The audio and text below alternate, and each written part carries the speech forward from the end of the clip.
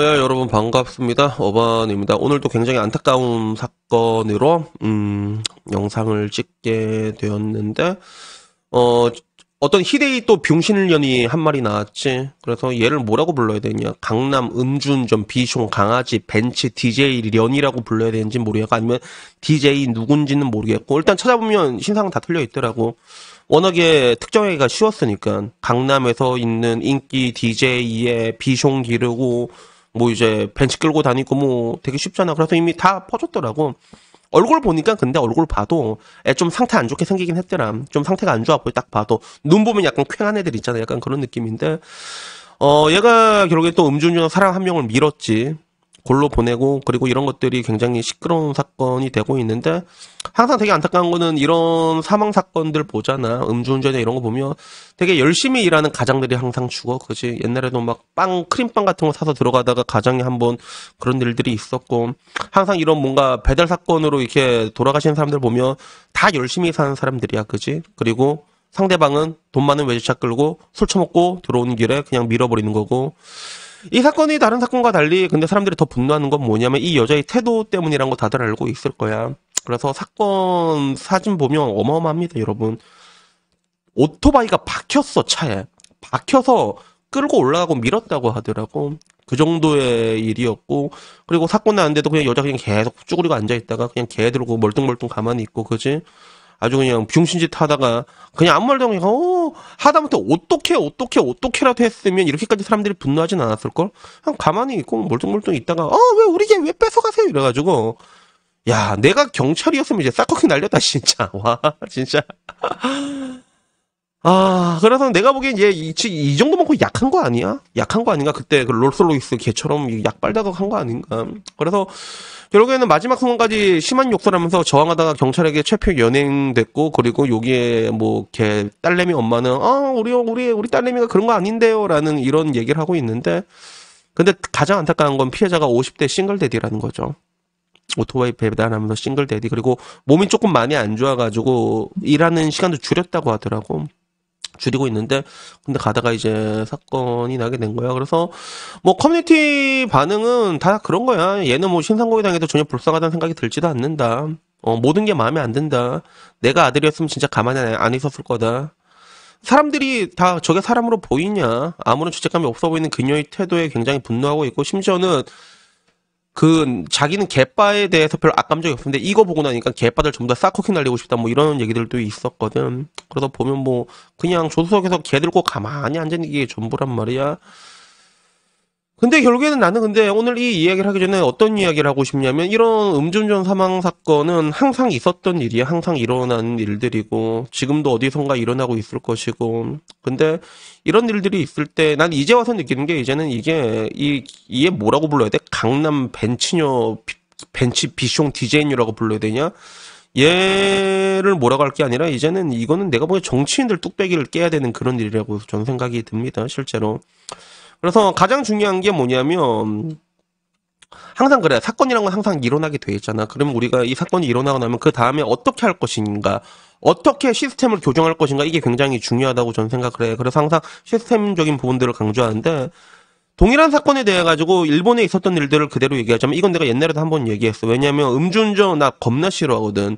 그런 일들이 있을 때마다 내가 다시 이런 부분에 대해서 얘기를 하는 건데, 이거 다시 한번 예토전생하자면, 실제로 일본 내에서 음주운전 역사를 바꾼 사건이 있었는데, 그게 뭐였냐면, 술 마시는 이제 트럭 운전자가 승용차를 추돌해갖고 그 안에서 불이 나서 두 자매가 숨지는 사건이 벌어지거든. 근데 얘가 형량을 4년밖에 받지 않아. 왜냐면 양형 기준이라는 게 있어가지고, 그 당시에는 음주운전으로 사람 밀었을 때 최대가 5년이었거든.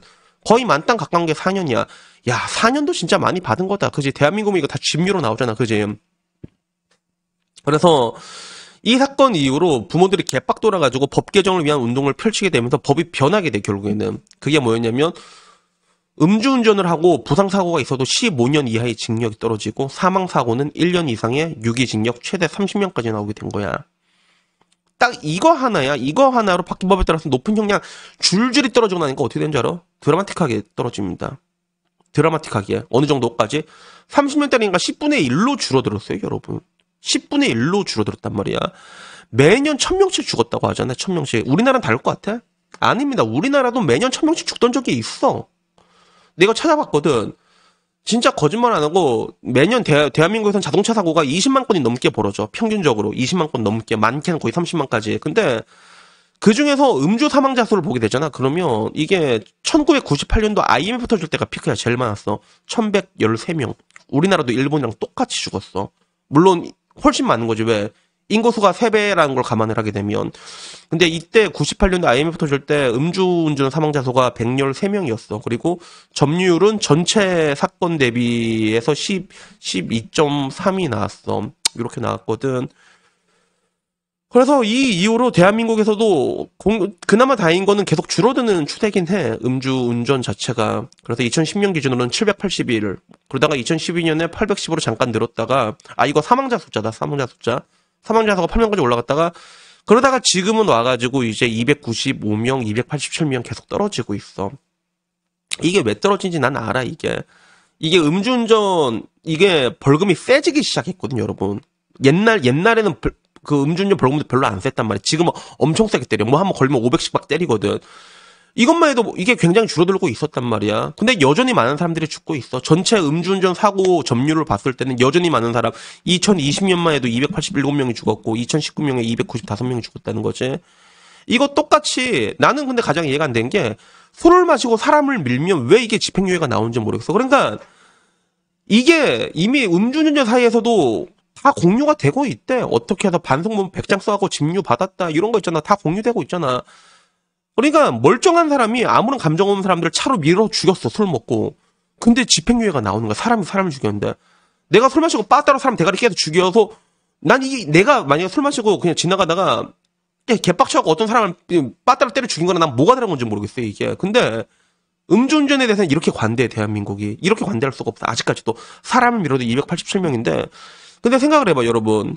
이게 아까 말한 것처럼 우리도 최대 30년까지 때릴 수 있게 바꾸잖아 이거를. 그냥 살인죄를 적용시키게 특례법을 만들어 버리거나 못해도 여기서 90%까지 못 줄어도 못해도 50%는 바로 줄어든단 말이야. 따지고 보면 작년에 죽었던 2020년 죽었던 287명 중에서 150명은 안 죽을 수 있었어. 이 법만 통과가 됐으면 2012년에 죽었던 815명 중에서 400명은 살 수가 있었다니까.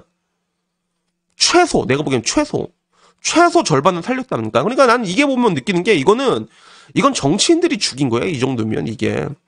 매년 이런 안타까운 사고들이 매년 나오고 있는데 아무도 어떤 새끼 한 마리도 이거를 발휘한 놈이 없어 이게. 난 이게 가장 큰 문제라고 봐 이게. 나는 내가 할 수 있는 게 그나마 이제 유튜브 얘기하면서 이런 얘기 할 때마다 맨날 이 얘기를 똑같은 걸 앵무새처럼 계속 반복하잖아. 난 내가 할 수 있는 건 이거밖에 없는데 근데 내가 아무리 이렇게 하고 이 음주운전에 분노한 사람이 나만 분노해 아니란 말이야. 카라큘라 같은 경우도 방금 보니까 또 이게 나 카라큘라 거 보고 왔거든. 자기는 주변에 지인의 음주운전으로 이렇게 골로 간 사람이 있어. 물론 지금 그거와는 별도로 장사신이랑 얽혀 있는 것도 여러 가지였지만 그거와는 별도로 이런 음주운전 사건에 분노한 사람들이 한두 명이 아니란 말이야. 이런 상황이 계속되고 있는데도 국회의원에서는 아무것도 안 하고 있어. 그냥 멀쩡한 그 오나홀에 막 진짜 감정이입해서 시선강간이라는 AI에 막 진짜 인권 대입하고 정작 낙태나 합법화된다면서 그지? 되게 웃기지 맞지? AI에는 인권을 부여하면서 그러니까 살아있는 생명에는 그 낙태를 시켜야 된다고 얘기를 하면서 어떻게든 남자 개목걸이 채우는 법은 어떻게든 계속 발휘하고 있으면서도 이런 부분에 정작 가장 중요한 이 부분들에 대해서는 멀쩡한 사람이 뒤지든 말든 법 하나만 제정을 하면 된다니까. 근데 이걸 절대로 안 해 이거를. 야, 이 정도면 씨발 국회의원 특별히 깨도 무죄인 거 아니야? 이 정도면 진짜. 그래 나는 이 부분들이 나는 아직까지 항상 볼 때마다 너무 화가 나. 그리고 지금도 와서 음주운전 막 3번씩 한 사람들 막 나오고 그러잖아. 이런 분위기도 너무 화가 나고 음주운전에서 되게 왜 이렇게 관대한지 모르겠어. 그래서 오늘은 그냥 다른 게 아니라 그냥 이 부분에 대해서 다시 한번 얘기하고 싶었어요. 아무리 내가 얘기한다 해도 뭔가 달라지지 않을 수도 있지만 그래도 이런 게 있을 때마다 나는 이 얘기를 계속 할 수밖에 없는 거야. 그게 내가 할 수 있는 방법이니까. 내가 내 목소리를 낼 수 있는 방법이니까 이걸 할 수밖에 없는 건데. 근데 이런 얘기를 할 때마다 내가 떠오르는 게 옛날에 이건희 회장, 지금은 돌아가신 이건희 회장님이 그런 얘기를 한 적이 있거든. 기업은 이류고 관료 조직은 삼류고 우리나라 정치는 사류다라고 얘기한 적이 있어. 그때 정치인들 겁나 빡 돌아가지고 막 삼성 막 쏘시고 막 그랬단 말이야. 근데 야, 우리나라 정치 사류 아니에요, 여러분. 사류 아니야. 대한민국 정치가 사류잖아. 여기까지 오지도 않았어. 여기까지 못 왔어. 못해도 정치가 한 11류, 12류 정도 됐으니까 여기까지 온 거야. 지금 대한민국이 이지랄까지 오게 된 거야, 이게.